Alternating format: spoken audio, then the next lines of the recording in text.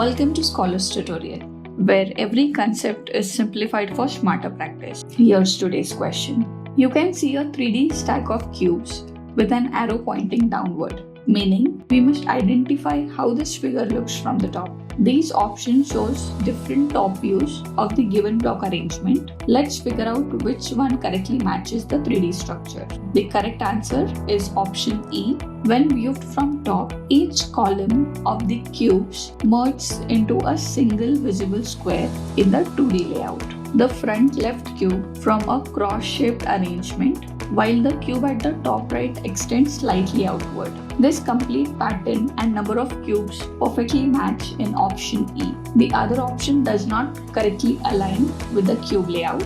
Option A has 3 blocks missing that should be there, making it incorrect. Option B has 2 cubes missing on the left side that should be there. Option C shows view from different direction, which is completely invalid. Option D is missing 2 blocks, one on the left side and one at the top, making it incorrect. Option E shows the correct view in the direction of the arrow.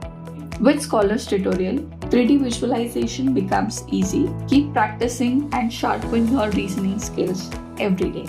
Ace your academics with Shruti.ai. It's free.